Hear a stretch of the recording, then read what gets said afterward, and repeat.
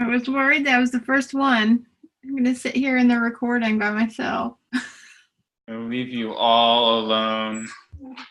Just be you on YouTube for 10 minutes going, where is everybody? I'm watching. Yeah.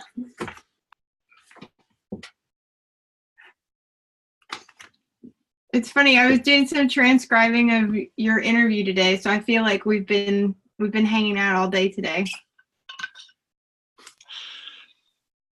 Together all morning, afternoon, evening for you. Yeah. Hey everyone. Hi, Dan. Long time no see.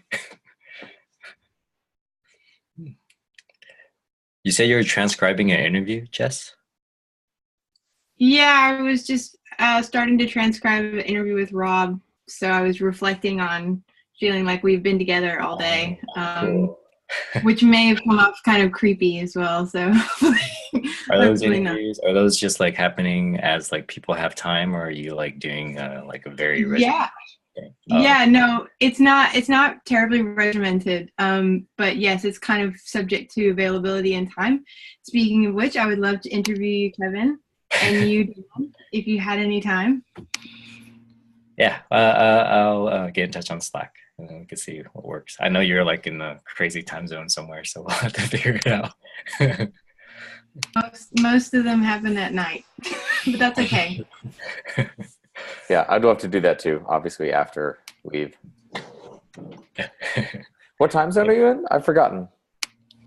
I'm in the UK, so I'm like GMT. Oh, I see. 7 o'clock here. I see. So from a programmer's point of view, we're the weird ones. Yes, you are in fact in universal time. Right. Yeah, so she doesn't have to do the translation between UTC and local, right? Yeah. Plus So many zero. fewer bugs there. If we could all just be in UTC, our lives would be, or we could just count time in seconds and not deal with any of this daylight savings malarkey. We can reverse colonize and claim that it's U.S. military time.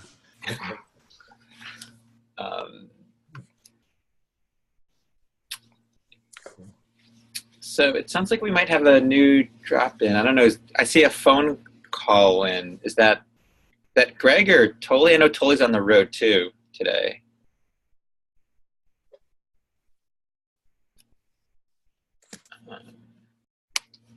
Otherwise.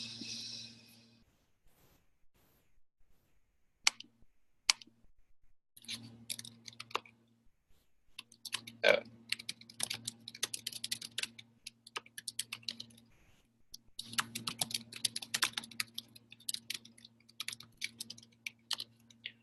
I think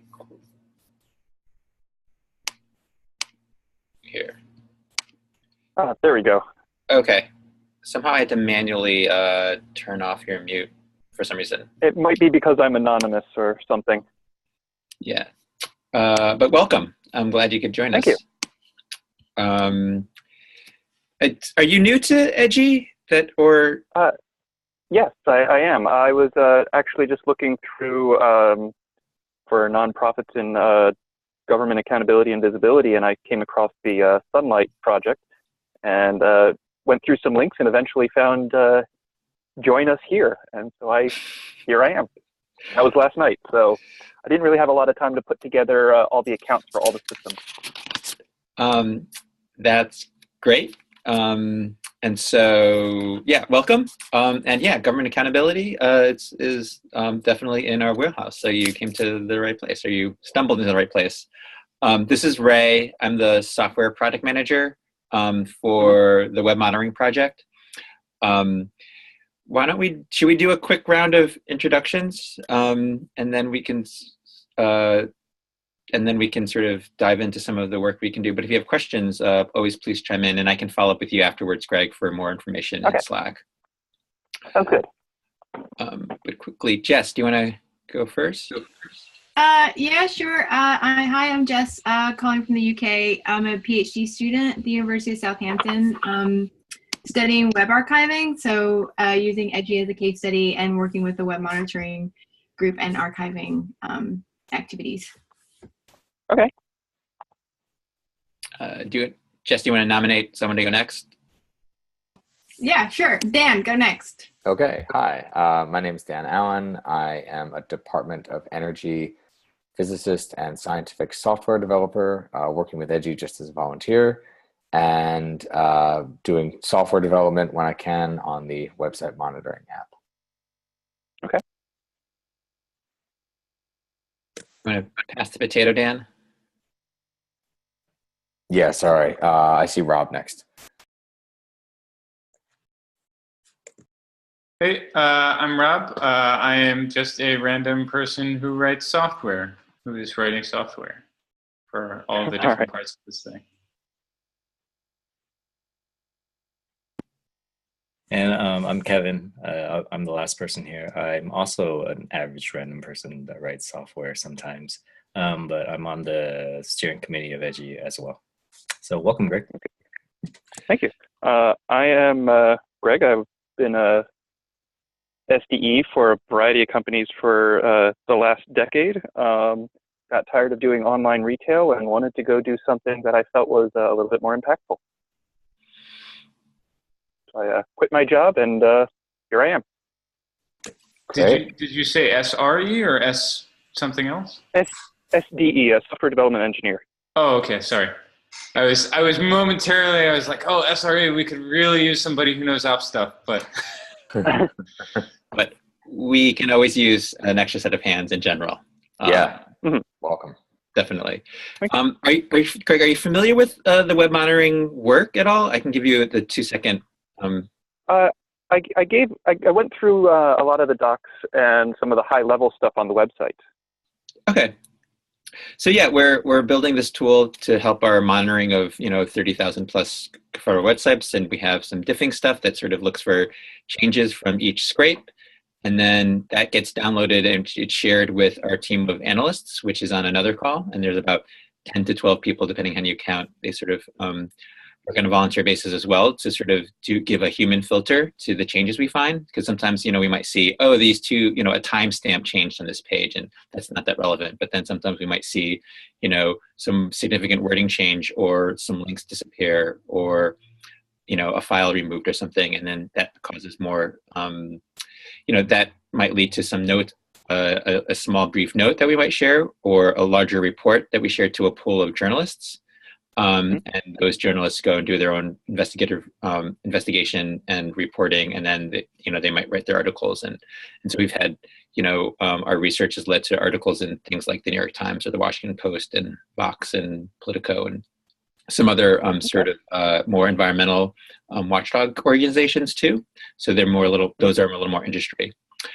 But basically, we have this working software system set up, and we're just, this is our weekly call to sort of go through and just have a check-in on how things are going and how we're making progress to our milestones. So without further ado, why don't we jump into that? Do you have access, Greg, to the agenda card? Yeah, the Trello card, and then there's a link to a Google Doc with our agenda. If not, I can just quickly paste it back into. I assume it's the one that's just a little bit further back in time. Yeah, I see some meeting notes here in Google Drive. Yeah. Okay. And I think this should be open to anyone who has the link. So. Got it. Great. So I just wanted to quickly mention that Rob and I just talked to someone from, 2 people from AWS. We got a grant from them on some server space, and then they're doing some another initiative. So someone made a connection, and they're actually, this totally other group from their grants department is doing, they're actually capturing and sort of making public through AWS sustainability and environmental data sets as well that they see as high value, high risk, that could be shared to the wider public. We're not sure how, and this is new to everyone else on the team too, just to give you a little background, Greg, we're not sure exactly how we would work with the web monitoring project because our data needs are fairly small, but there might be some interest working with Data Together to have another resource to put the put some of the data sets that we're capturing, or they're gearing up to capture. That's another working group within Edgy. Although it would be another like proprietary system. So, I think that could possibly be one of yet another place to put, multiple copies of sources. So it could be AWS, it could be in another place. And I'll be reaching out, we just got off the phone about 40 minutes ago with them, and I'll be reaching out to Data Together to sort of share what we learned with them. Okay. And then later tonight, we have a call with DataKind. Hey, Brendan. So Dan, we just have another caller. We have a new caller on the who dialed in, Brendan, just to give you a heads up. Okay. And so we have a call with DataKind, which is another nonprofit that we're collaborating with that sort of match data scientists with nonprofits. And so if you're interested in that, feel free to join that call as well. Okay. And that will be sort of, there's a research team doing more on the web monitoring team trying to start doing some more meta-analysis of some of the findings that we found over the last year. Okay, cool. Okay, that's all the updates I have. I think Toli is traveling this week, so he's the project lead on the analyst side and one of the founders of this project. And moving on, so project updates. Kevin, do you want to start us off? Sure. Yeah, I just have one thing that's pending review. I opened a PR in the UI project to switch everything over to the new tags and maintainers models that Rob did in DB.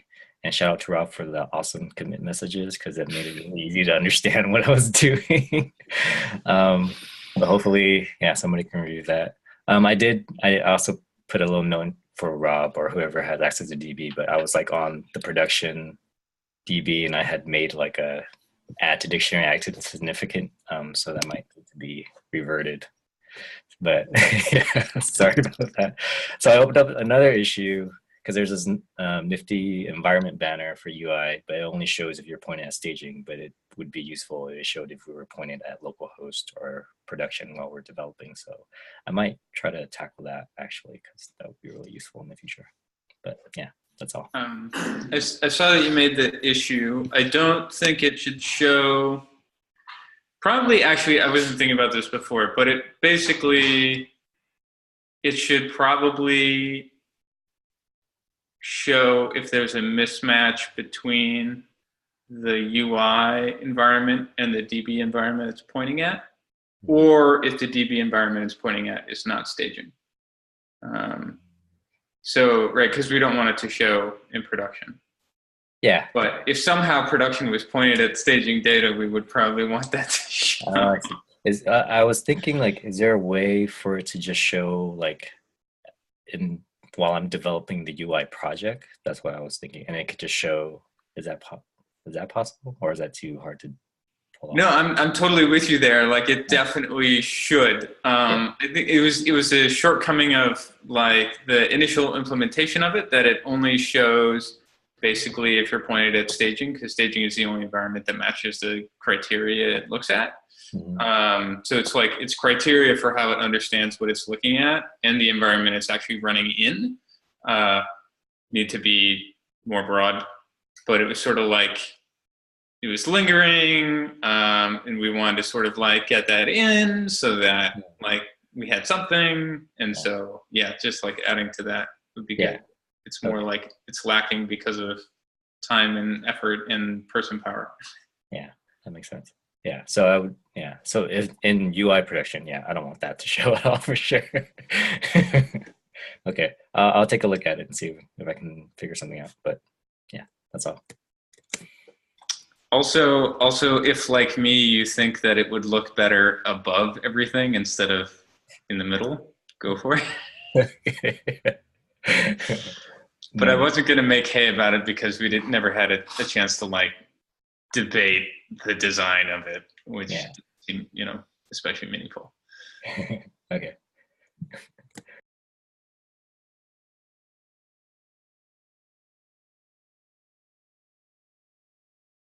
Rob, do you want to continue with your update? Oh, sure. So I'll try and go through these quickly because I think there's even more than there have been in the last couple of weeks. So the canonical cert-based URL stuff is in, but it requires some follow-on work because I got excited when Dan reviewed it and said, looks good. And I went, yay, merge, and totally forgot about the 2 more things that I wanted to add to it. So now I have to add the 2 more things before I deploy it. Adding sites and maintainers support is now on the scraper. The one for processing is pending Dan's review. Kevin did the one for UI, so awesome. And I guess it's on me to review. I did see that come across. Sorry, I haven't had time. I've been like crazy buried in work this week so far. And then the other thing that is done and merged is a fix to allow setting the maintainers and tags when importing to null, and just have it not add to the set, and actually just better type checking on that import call in general. Because what it used to do is it would just like sort of explode with no meaningful information on that row if you had something it couldn't accept there. And the other problem is that if you specified maintainers, but it wasn't a list, whether it was an empty list or a list with things, it would also explode. It like expected it to be a list no matter what, if it was there. And it's just so much easier on APIs all over the place to set it to null if you have nothing. So I just allowed it to accept null and treat that as the same as an empty list. And it also type checks now. So if you pass like 5 or a string or something else, it tells you that that is not an acceptable value and tells you what you should have passed. Sorry, that was way too much detail for a really rudimentary thing. And then obviously a whole pile of things in progress, the follow-on fixes for the cert stuff, repairing the staging environments. I did that for DB, but and I published an updated image for DB, but I never came back around and published the updated image for processing, or fixed UI, or published the updated image for UI after I fixed it. And none of those have been deployed because I was just going to try and get them all done first. And then adding source type for Versionista Scraper so that animals can get CSVs that include stuff from Internet Archive now that we have the search stuff, so we can import stuff from Internet Archive. Updating all the old bad hashes in the DB from times in the distant past where we foolishly hashed the UTF-8 encoded version, not the actual bytes. And start work on the bulk importing script for processing from IA importing. So that's it for me. Excellent, thank you. Any questions on that from others? No. Side note, with the Docker images, what I've been doing now as a practice since it was messy before, I'm publishing them all tagged with a short, I think like first 8 or 10 of the SHA-1 of the current Git commit. What's happening with the latest? I should probably also publish those as latest. I don't think I did, so I don't think latest has been touched. It's not super important. So I assume that if we move over to Ansible, we may opt to maintain the Docker stuff for use by third parties, but it won't be an important part of our production workflow. Is that right? So we're doing this mainly to sustain staging in the meantime? I am primarily doing it to sustain staging in the meantime. I think there's sort of an open question because you haven't finished all the Ansible stuff, like exactly how that would be. Yeah. And then probably an open future question of whether it ever makes sense to make Ansible a thing that arranges Docker, and then publishing of the images is still important. Right. Maybe not. And then also whether there's a useful future in how we do development locally, so people can just Docker up and use Docker Compose to get like the DB and blah, blah, blah, and everything else and all the different services running. Like we can possibly also do that with Ansible. The question is like, what's easiest and most straightforward for people, etc. So in any case, I think there are potential other reasons to do it besides just maintaining staging, but maintaining staging is the one that's like, it has to get done anyway. So yeah. Okay. And so are the Docker files sort of functioning? Except for UI. So there was a pull request to add the Docker file to UI that's now very old, and the UI has since totally changed how it is built.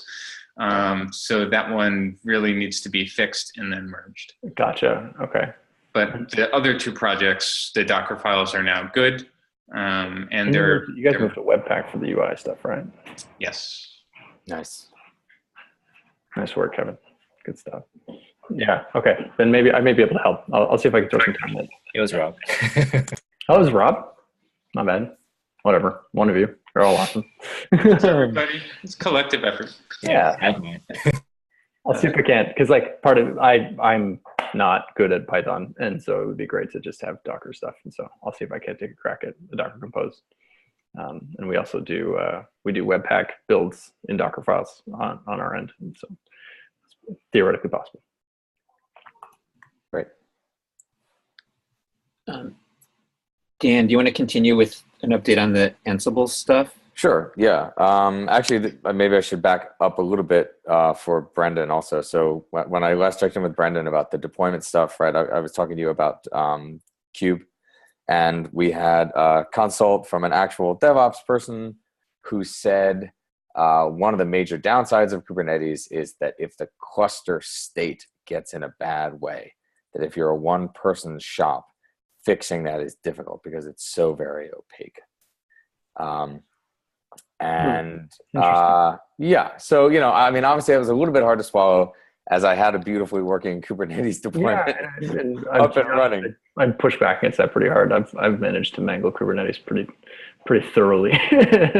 But yeah. Well, what we decided to do, we didn't make any firm decisions, but what we decided to do was to implement the whole thing from scratch again in Ansible. Gotcha. Which inarguably is less magical, right? And you lose some nice features of Kubernetes for sure, but at the end of the day, Ansible is just SSHing in, so you can always SSH in and see what is going on with my cluster, right? Mm-hmm.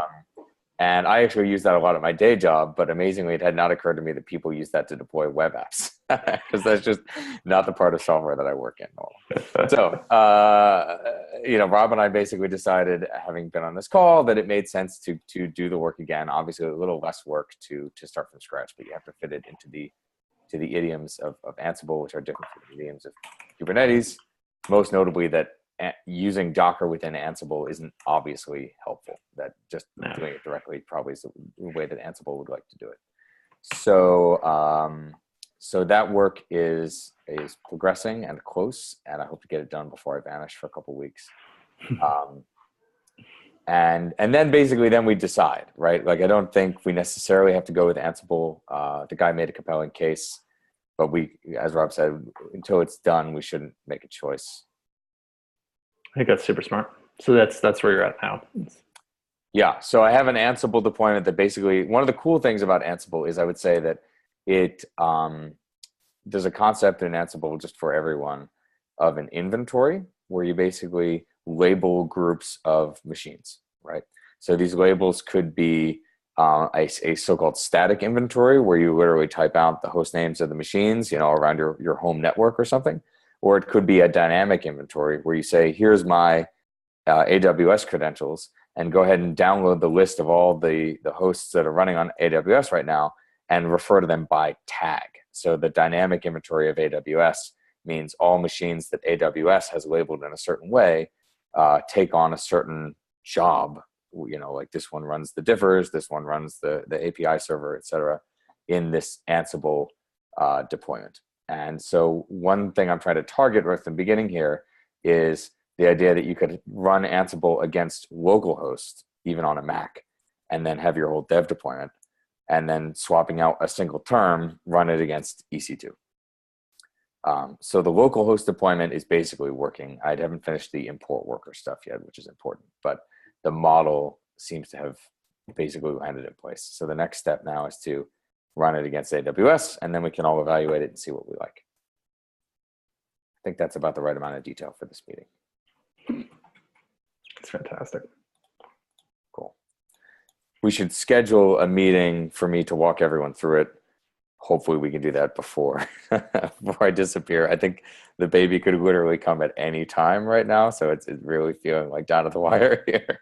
But I don't think it's quite far enough along to be worth everyone's time. So what I was thinking is, since we probably want to schedule this like as soon as I'm ready to do it, just to make sure it happens, maybe I'll schedule something that Rob can come to, since I think in practice he's going to be managing a lot, and then we'll say anyone else who's free is totally welcome, but we shouldn't wait a week for everyone to align. We should make it happen so that I can transfer this.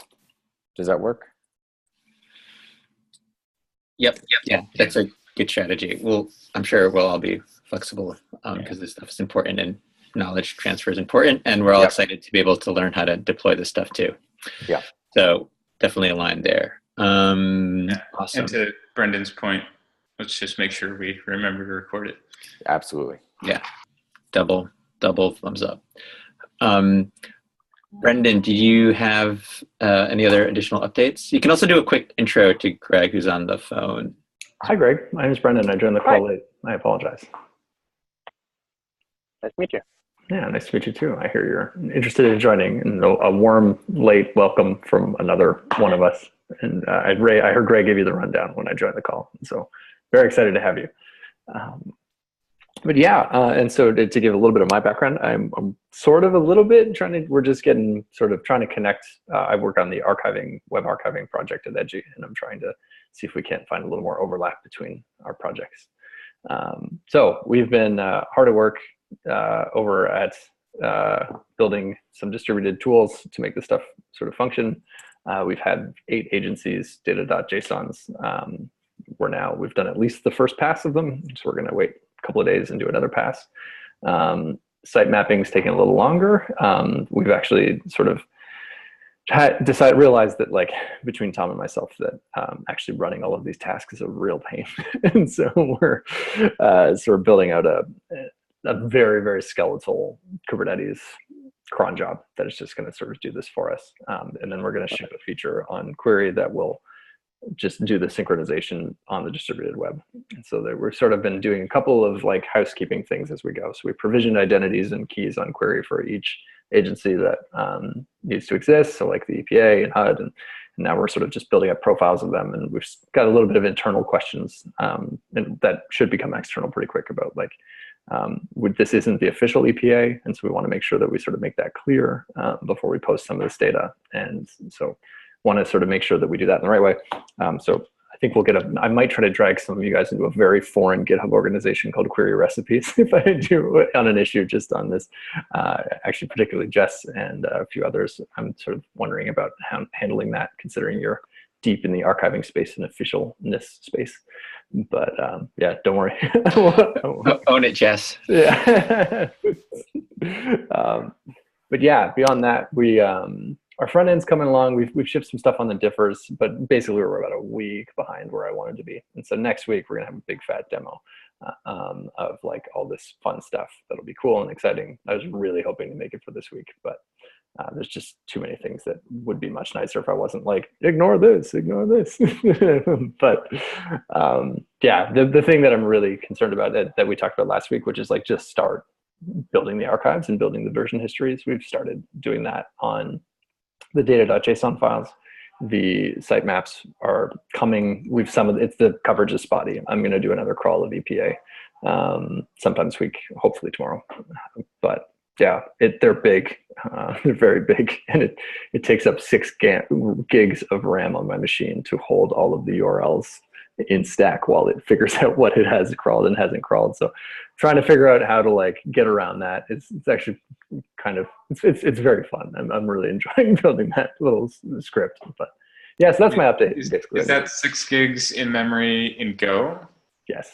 Oh wow! So those are reasonably compressed strings. Yeah, and like to the point that I'm like, okay, we can. Yeah, the problem is right now it also holds the link list in memory, which is it doesn't need to hold. And so if I could take that out, I think we'll get at least a 50% reduction. But doing that, and if you have a chance to look at the code, it's like some of the most exciting parallel code I've ever had a chance to work on. But it's complicated. Yeah. So that's where we're at. We're pulling down some data. We'll have some more interesting stuff to show next week with an actual front end. And then in the following weeks, we'll start to ship the features surrounding filtered diffing that will really help get towards the actual analyst problem set, where they can, if we have filtered diffing and then we just sort of wrap some really thin UI around that, which is basically a query to an API endpoint, that'll be the trick that'll let you finally ask the question without writing any new infrastructure. Hey, given these two versions, what URLs, what's the URL count on version A and URL count on version B, or link reference count, I guess. Let's be official. But yeah, so that's where I'm at. Cool. I mean, even if we don't have the diff filtering stuff, like super useful to have this, because then we can figure out how long it's going to take you to get there. And if it's going to take you a long time, we can write a stupid tool that only does our one use case instead of the case you're going to worry about. I was thinking the exact same thing. If we just get to the it already has an API out of the box. And so it's just a question of being able to sort of, see where we're at. But yeah, so I'll post an update, and I might try and I'm going to try to be light with, pulling you guys into issues if I can avoid it, and instead just show up when we have new stuff. But there's a few spots where we have some questions. Thank you. Excellent.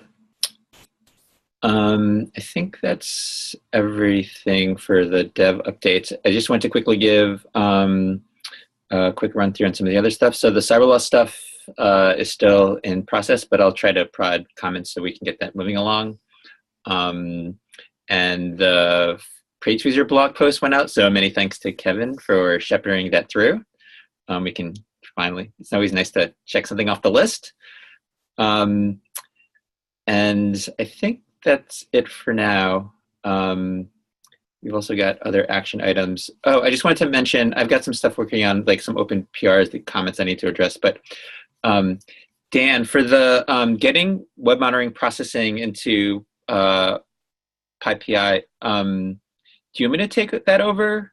Does it matter who does it? Should we just use the most current version?